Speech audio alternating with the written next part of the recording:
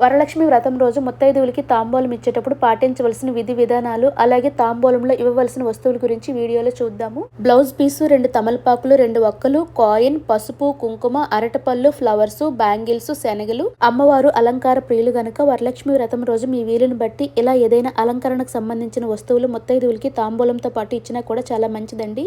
ఆ రోజు మన ఇంటికి వచ్చిన ముత్తైదువుని సాక్షాత్ వరలక్ష్మి దేవిగా భావించి కాలు కడిగి పసుపు రాసి చంపలకి చందనం పూసి కుంకుమ బొట్టు పెట్టి వాళ్ళ చేతికి అక్షతలు ఇచ్చి చిన్నవాళ్ళైనా పెద్దవాళ్ళైనా వాళ్ళ కాళ్ళకు నమస్కారం చేసుకుని అక్షతలు మన తలపైన వేయించుకొని దీవెనలు తీసుకోవాలి. అలాగే ఆ రోజున ముత్తైదువుకి కాలు కడిగి పసుపు రాసి బొట్టు పెట్టి తాంబూలం ఇచ్చేటప్పుడు వాళ్ళతో ఏం మాట్లాడకుండా మనసులో అమ్మవారిని తలుచుకుంటూ సాక్షాత్ వరలక్ష్మి దేవికే తాంబూలం ఇస్తున్నట్లు భావించి ఇవ్వటం చాలా మంచిది. తరువాత ఆ రోజు మనం ఇంట్లో చేసుకున్న ప్రసాదం పెట్టి తిన్న తర్వాత తాంబూలం ఇచ్చి సంతోషంగా సాగనంపాలి. తాంబూలం ఇచ్చేటప్పుడు ఏ పళ్ళు అయినా 2 ఇవ్వాలి. అలాగే తాంబూలంలో నానపెట్టిన శనగలు ఉండేటట్లు చూసుకోండి. అమ్మవారికి అత్యంత ప్రీతికరమైనవి.